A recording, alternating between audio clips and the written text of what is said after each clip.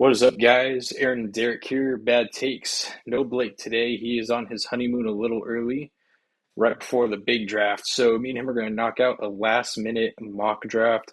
He will be making all the odd picks. I'll be making all the even picks. So he'll go ahead and kick it off right now with the Tennessee Titans picking at the 1 of 1.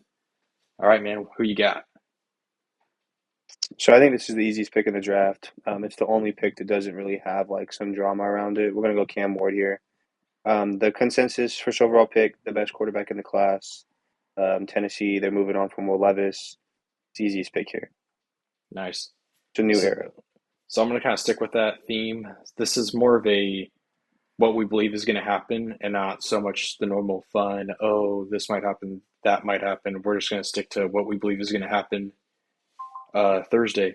So I got the Browns going with Travis Hunter, best player in the class, excellent receiver, excellent defensive back. I think that he is going to play majority of his snaps on the side of the ball, and then they're going to introduce packages to either include him in the offense or he will be introduced in packages to put on the defense. I think that wide receiver is a bigger need, so I think he's going to be on that side of the ball first, and then they're going to have special packages for him to play on defense. So, all right, Giants are on the clock. Who you got? We're just gonna fire away. We're just gonna go Abdul Carter here. I don't think the necessity is for the defensive line. I think they don't need Abdul Carter. Travis Hunter being off the board makes it a little bit more interesting for them. I don't think they're going to go Sanders here. I think them taking Jameis Winston and obviously signing Russell Wilson kind of indicates that they're looking for a veteran. I think they're going to attack quarterback. Maybe they trade back into the first round or like second or third round. They try to find the guy that they can stash. Gotcha. So Pat's picking it for. I am so sick and tired of hearing about Will Campbell's arm length. It is like giving me anxiety that this guy, for some reason, who is probably the best tackle in this class, is not going to be able to be a competent tackle in the NFL because he has short arms. I love the way this kid talks, his interviews. He's really grown on me. Every time I see him talk about how he's such a team player and stuff, I'm like, I want him more and more. And if he is the pick tomorrow, I will be fine with that as long as Carter's not there, because then I will be pissed off. But Jags are on the clock. What you got for them? Jacksonville, we're going to go Mason Graham here. I've seen some consensus about them going other different ways, but I think Mason Graham is a game wrecker. I think he can really bolster the defensive line on the interior. They've really put a lot of their early draft picks developing their edge rushers. I think Mason Graham here can solidify the front four and giving them like someone that can stop the run, but also strong enough and quick enough to collapse the pocket. Let those edge rushers eat. Yeah. At 6, I got the Raiders taking the best player available, Ashton Genty. Their offense needs some running back help.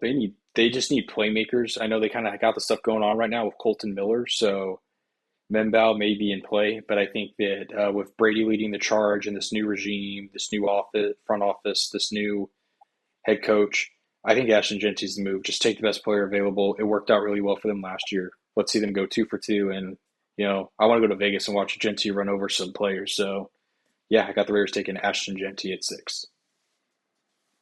Yeah, I like Genty at six. I'd like to see Tet, honestly. I think getting Geno Smith another weapon on the offense would be good at the receiver position, but Genty at six is solid. Going for New York, I feel like there's a lot of holes for them. They can go flashy with a guy like Tyler Warren, or they can go and try to get another receiver for Fields. I'm more going into this final mock draft needing they need to go tackle. I have Membao going at seven here. He's the most has the most upside out of the offensive lineman, I feel like. His athleticism and ability to play on all four positions, guard or tackle, left or right, is going to give him some versatility. I just think the Jets need to address offensive line in general. So I have Membo here at seven. So everyone knows my opinion on Jalen Walker as I'm picking for the Panthers here at 8. And you know what I gotta say? He's grown on me a little bit, and maybe it's more because he's became a potential pick for the Patriots at 4. But I think that this kid can really develop and actually be a really good player. I think he shows a lot of good flashes, a lot of stuff. He's got a great attitude. He's going to be a great locker room guy for the Panthers. And I think what I really like about him is he is going to be able to mold, and I think he's going to be a leader on the defense that they could really build around because their defense just is atrocious. So Jalen Walker, I think that's a step in the right direction for that regime there in Carolina. This Saints pick is so interesting to me because I can see them going so many different ways. Some people have them going Sanders at 9 if he falls. Some people think Jackson Dart is going to be the pick at 9. I think there's some stuff going on that they want to trade back. Yeah, that So the came Saints out. pick is kind of all over the place. In this scenario, honestly, I'm going to go Jaheed Campbell here. I think they really need help at the linebacker position, and I think he just checks every box for them. He can play in the middle. He can go off the edge if you need him to. He's going to be a versatile all type of linebacker that they could really use. Yeah, with the Bears picking at 10, this is another one that I would say is interesting because I think a lot of people were thinking running back. I think they're a team that could trade up to try to get Genty before the Raiders. A lot of interesting stuff with Chicago. Marion Hampton is a potential to be here at 10. Maybe they love Trevion Henderson, his playmaking ability. And I think they're going to go Tyler Warren here. Cole Kmet, in my opinion, is still a good, solid tight end.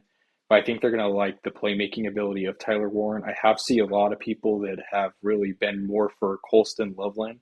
I know when we did our original ones, me and Blake both mocked Mike Green here. But I think Ryan Poles and what they're working with Ben Johnson, they're going to want to make Caleb's weapons even better. So, yeah, let's go ahead and rock and roll with Tyler Warren at 10. Puts the Niners on the clock.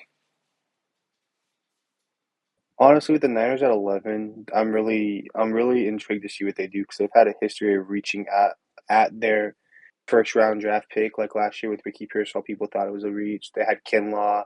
Overall, the Niners don't have a lot of success with first round picks outside of Nick Bosa and Brandon Ayuk. The type of defensive line that the Niners want to build and the type of players they look at, I said it last week, and I'm going to stick with it. I think Mikael Williams out of Georgia is the pick here. I don't think he's going to be a bad player. I think he is a really good player. I do expect this draft to have a lot of reaches and a lot of drops at certain positions. I think Williams here is going to be a guy that might fall at 11. I know there are some reports that where is his name at? I'm sorry, that Gray Zabel is a lock or is one of the guys in contention for 11. I think the Niners value the defensive side of the ball more than offense. I have Williams here at 11. Speaking of falls, as you guys are probably catching on, Will Johnson, Teddarella are both falling a little bit here, and I'm going to keep the trend of Ted falling. I don't believe he's going to be the first wide receiver off the board. I think it's actually going to be Matthew Golden. Matthew Golden's a little bit Stephon Diggs-esque. He really killed it in the combine, fast as hell. Just a spectacular receiver there. That last year in Texas, man, he made Quinn Ewers look like a top 100 draft pick for sure. But back to Golden, there's just something about him that just screams cowboy to me. And that's why I think Dallas is going to end up taking him. I think this could be another Omari and Hampton and Trevion Henderson spot as well. So let's go ahead and head over to Miami. Who you got the Dolphins picking here at 13? They can go a couple ways. They can go guard. They can go interior D line. Here, I'm going to go Malachi Starks. He's Oh, easily the that's what I best would have safety picked in the for them. class. He has upside to be able to play in the box. He can play the corner. He can play the nickel back role, play in the slot. They lost Holland, so I think Starks here makes the most sense for them. Yeah. I'm going to take Colson Loveland here at 14. And I know Tyler Warren's stock, I wouldn't say it's fallen, but I think Loveland's has increased. Obviously, Penn State's offense kind of ran through Tyler Warren. They did a lot of trickery and fancy plays with him. Colson Loveland is kind of being graded right now as the better receiver of the two and definitely the better run blocker. I wasn't really aware of how bad Tyler Warren was in run blocking. Colson Loveland is better. And this is a benefit because the Colts already have an absolutely fantastic running back in Jonathan Taylor. I know some people may disagree with that, but hey, the guy who had him in our fantasy league pretty much rode him to second place. But Colson Loveland is just a fantastic receiver. You got to remember he didn't have good quarterback play last year at Michigan, so we always have to take stuff like that into accountability. And the fact that he was still able to be a dominant force on the offense, their best offensive player last year, goes to show that imagine if he had a Joe Burrow or a Jaden Daniels thrown to him, how much that would have elevated him. And we could sit here and talk about how you know, AR5, how great of a quarterback he is. But you know what? Hey, Colson Loveland could be that, security blanket that Anthony Richardson needs to take the next step. All right, let's go to the Falcons pick. Yeah, 15, I'm going to go Mike Green here. I think he really fits what the Falcons need at the edge.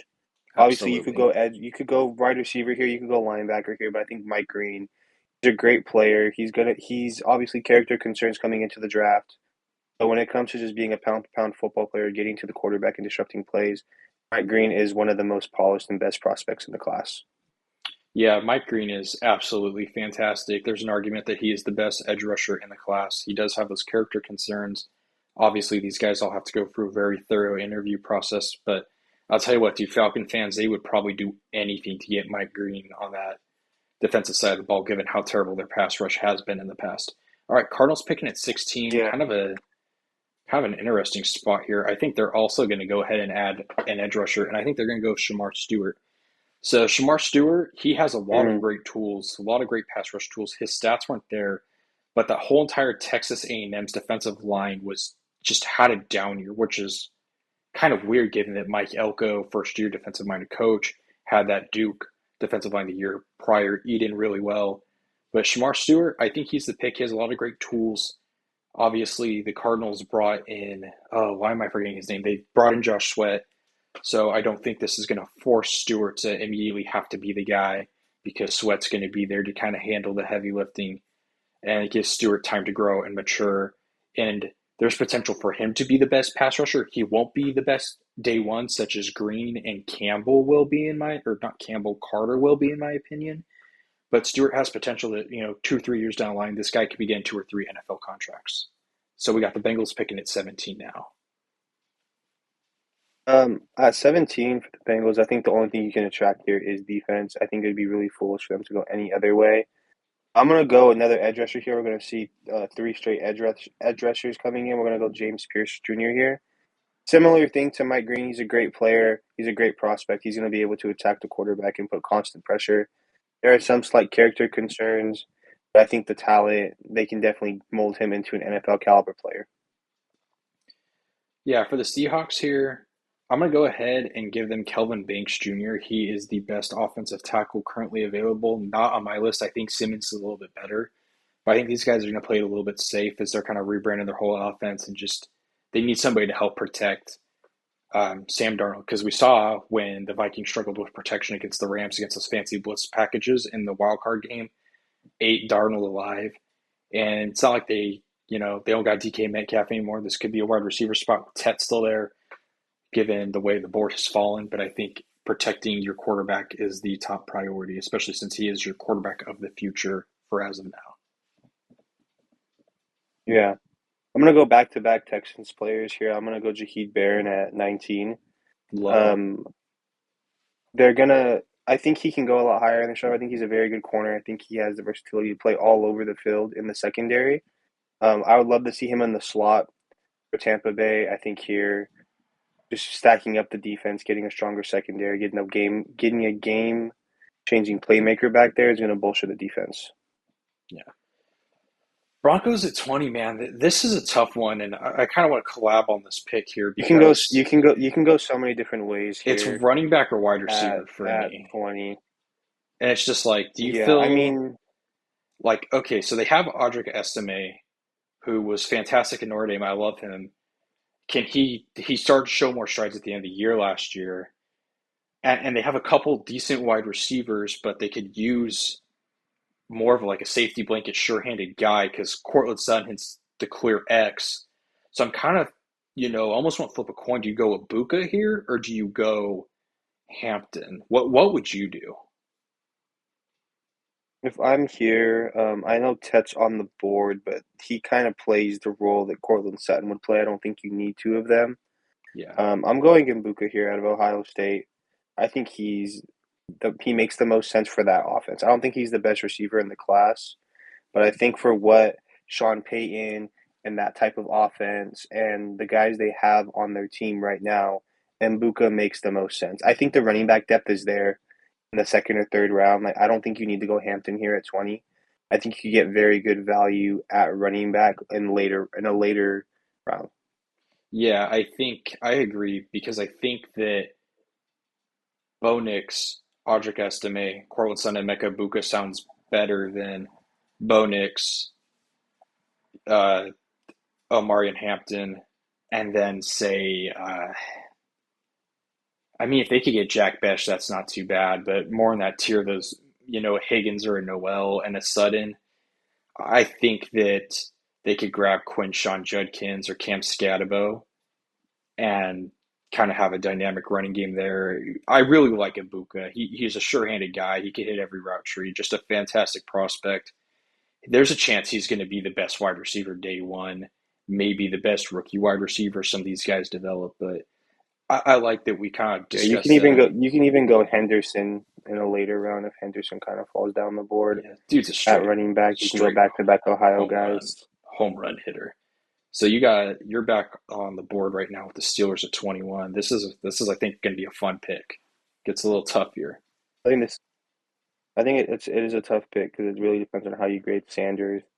I like Shedeur Sanders. I'm taking Sanders here at 21. I do think this draft's going to have trades. I think teams are going to trade up, and I think teams are going to trade back. I know it's kind of a weaker draft class, but even last year, you saw that no one was super high on the draft class, and then like six guys went. I Mm-hmm. don't think six guys are going to go. I think three guys are going to go. I think we're going to see Cam Ward, Jackson Dart, and I think we're going to see Shedeur Sanders all go in the first round. Who's going to trade up? Who's going to trade down? Who's going to go first? Or who's going to go after Cam Ward?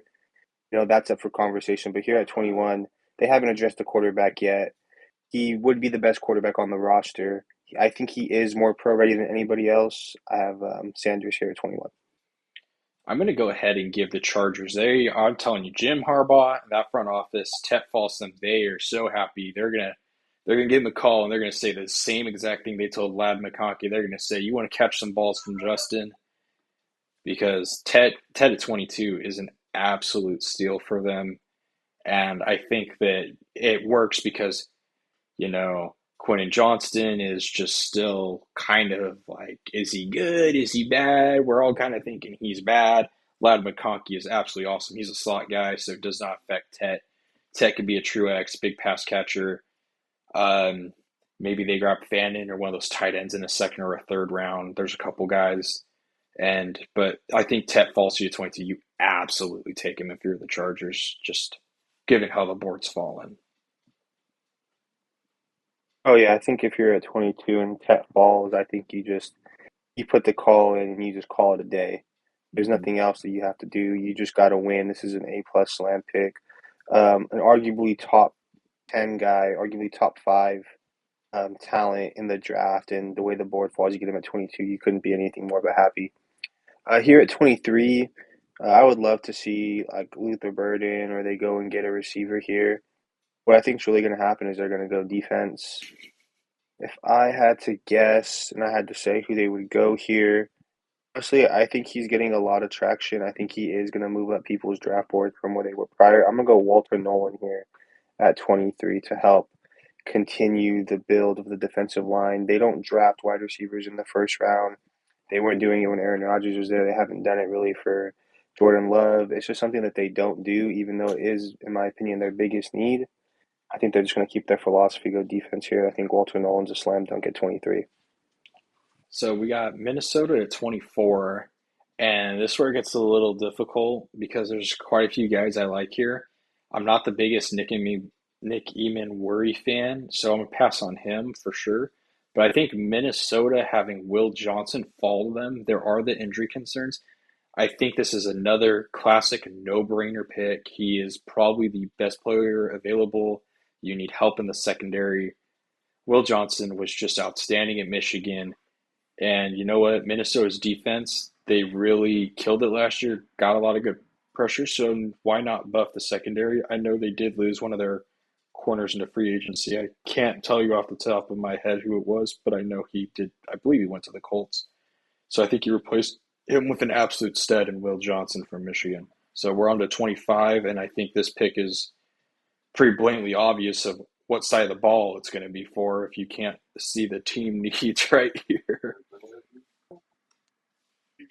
Yeah, I mean, I think here for Houston, I was kind of disappointed in their offseason. Honestly, I really expected them to do more coming down from a disappointing season. But I think here, we're going to go on the offensive side of the ball. We're going to attack the offensive line.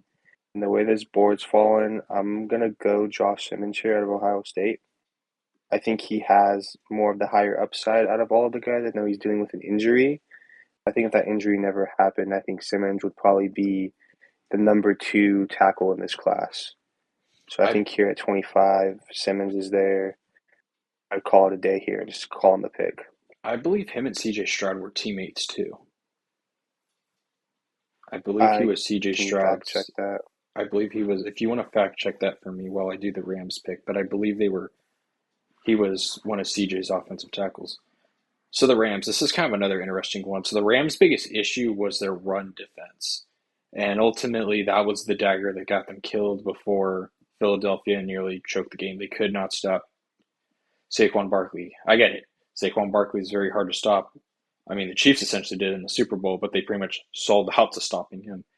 And Derek Harmon, to me, you may not see defensive tackle as one of their primary needs, but I think they go ahead and they grab Derek Harmon, just a big guy in the middle. He's going to be able to create penetration, get to the quarterback, but ultimately he's really going to help knock down that pass rush, or not that pass rush, stop the run game from the opposition. And if they can do that, man, the Rams, they just, I know Derek and Blake don't love them, but the Rams, they might be around to haunt the NFC West once again, especially since Seattle's probably going to be the worst team. Arizona probably still middle of the flock, 8-9, 9-8 type season, and then the Niners have a weak schedule, so I expect them to surge and win 13, 14, maybe even 15 games. But we're going to go ahead and bounce down to the Ravens here at 27. Who did you take at 26? I took Derek Harmon for the Rams. Okay. All right. So we're going 27, obviously. So I'm trying to get this figured out.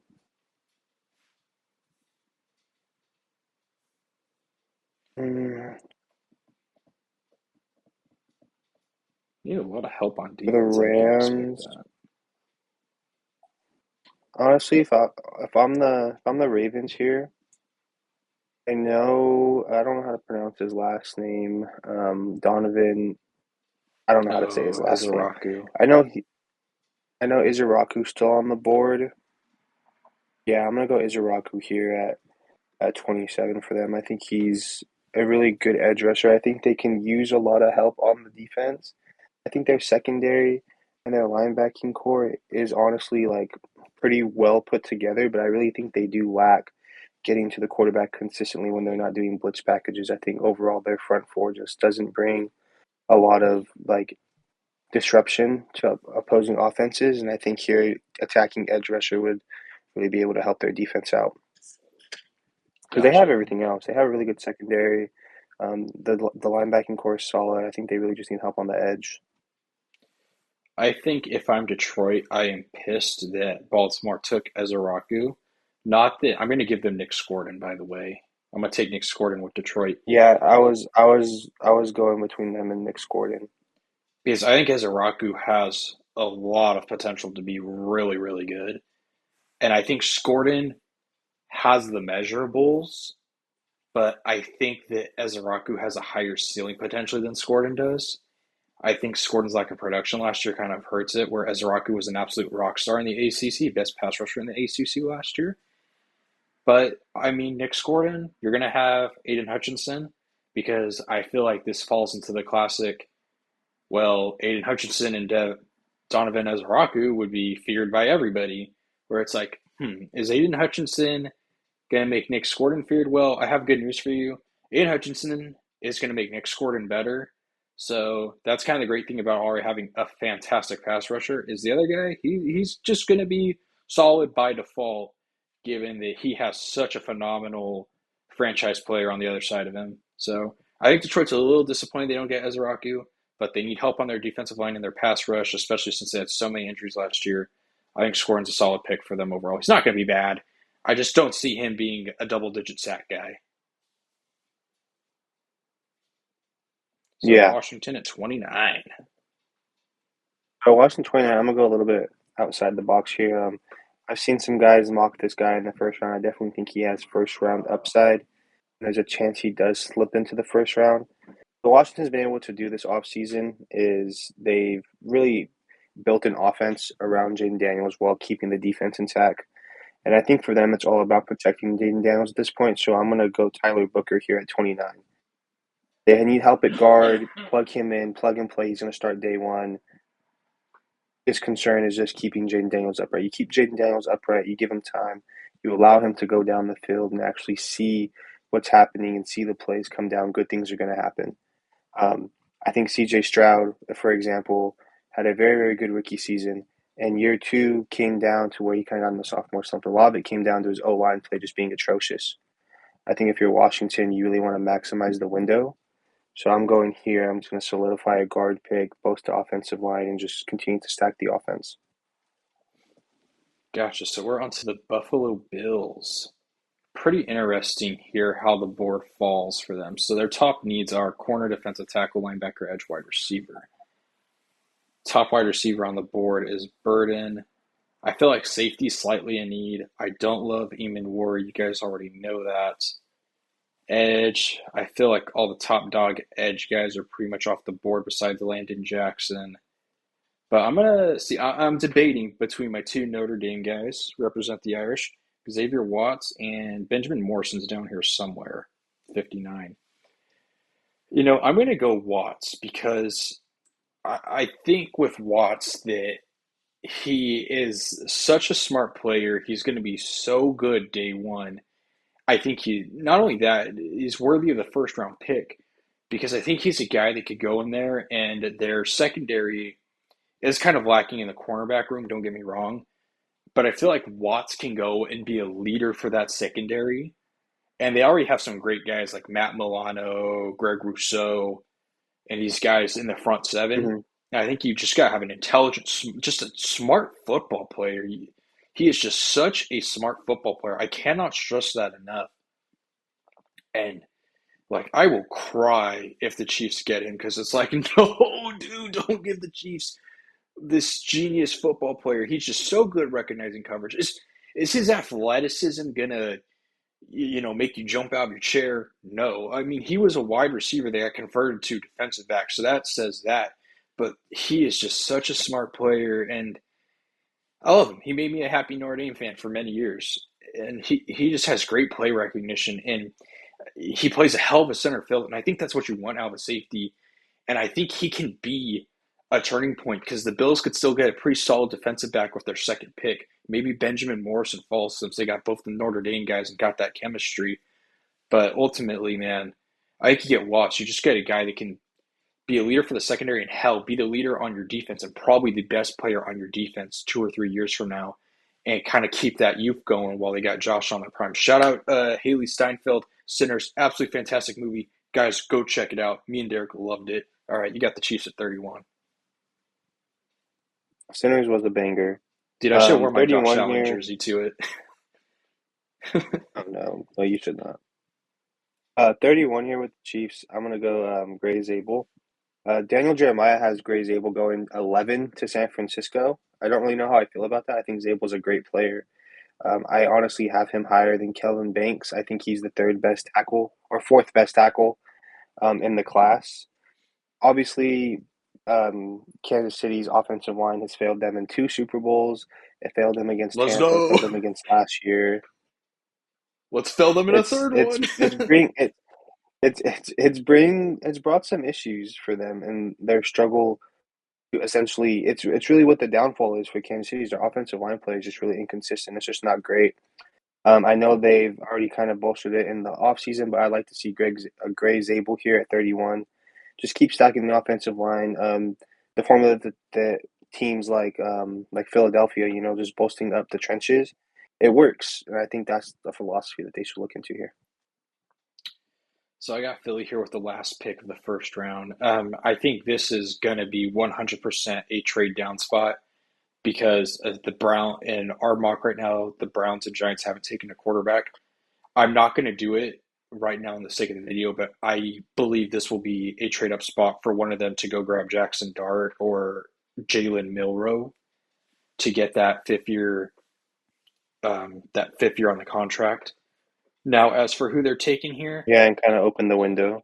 they're pretty damn good at every position. I see this one. What's the word I'm looking for here? What a privilege it is to your first round pick is probably going to be like a depth pick because your team is so damn good. and they could just go I'm best curious player who you're gonna available. put here. But I'm There's gonna someone give on the them board that Landon I see. Jackson. Who do you see that you like Oh, here? that's not. I was gonna go Kenneth Grant That's who I of was Michigan, thinking. That's who I was just thinking because first. obviously, but Carter plays all three down. Or yes, Jalen Carter's getting him and Jordan Davis confused. Carter plays all three downs. Maybe they do that with Grant as well. There's, an argument that maybe Grant yeah, is better than Mason Graham. I don't believe it. I know people have said it. You know what? I like your pick. Let's I was go just with Kenneth. thinking, Let's you're go with losing, Grant. you lost some interior depth. Obviously, Williams or Milton, yeah, Milton Williams. I believe he went to New England. So I think They do need if to you're replace Howie that. here, Kenneth Grant. I'm not saying he's the same player as him, but he'd be obviously a cheaper solution than going and signing some big name free agent, and he's obviously going to have the high upside to kind of give you what Williams was able to give you. So I think at 32, it makes a lot of sense. But I do think that's a trade down spot. Um, I think teams like the Rams, um, like the Rams pick is a good trade down spot. I do think we're going to see teams jump back into the first round or just kind of move all over the board trying to get back and get draft capital. And I do think we're going to see guys come in for quarterbacks. I do think Cleveland's going to come back and take a quarterback. I think the Giants are going to try to get are going to get a quarterback. I think they are going to try to get a rookie. I think they're not going to do it at three. I saw somebody say Jackson Dart at three, and if I see that tomorrow, I'm going to lose my mind if I Jackson won't. Dart's at three. But oh, you know what I saw it from? I saw it from the GM's son. It was like the Giants. I don't know his name, but like the GM's son. He posted an Instagram story of Jackson Dart, and then he deleted it, and his account went private. I'm beer bashing on So I TikTok don't. if the Giants take a quarterback at three and New England gets Carter or Hunter. That would be insane. We're That beer would be bashing insane. in the podcast room. But yeah, Poor guys. man. So thank you for tuning in and watching. This is the full mock draft results. I'm sure I'll throw some music over this and post. So tomorrow we will record probably a short episode, just giving our takes on the first round. Anything bizarre happens, there might be some TikTok reactions. As for Friday and Saturday, I've obviously, as a Patriots fan, studied this draft way more than I should have in my free time. I don't know too much about Darick and Blake, how much in-depth diving they have. I know guys, names of guys that are like fifth, sixth, seventh rounds, yada yada yada. But if anything cool happens days two and three, expect I'll literally just record myself reacting to something or giving like an instant reaction to throw it up there on TikTok and YouTube Shorts. But thank you guys for tuning in. This will be up Thursday morning, so you guys can view it, and then we will have the draft reaction hopefully up Friday morning, so you can view that as well, and then the TikTok stuff and YouTube short stuff scattered throughout. Derek, you got anything you want to say before we go ahead and call it a video? Nah, I just look out for the draft content. We're gonna try to get that out on Friday, and then anything like trades, reactions, things like that. We'll have some stuff up. Yeah, and Blake will be gone, so me and Derek will do just a video of just the two of us. I don't know if it'll be in this format, but we'll probably be talking a bit more MLB and NBA playoffs. It might just strictly be that, given that the NFL draft will be all said and done. But thank you guys. Go ahead, like, comment, subscribe. Make sure to share this video with your family and your friends. And yeah, go ahead and give us your mock drafts down in the comments. I'll go ahead and link, and as we add TikToks reactions, I will add them to this video and then our draft reaction video. But thank you guys for everything.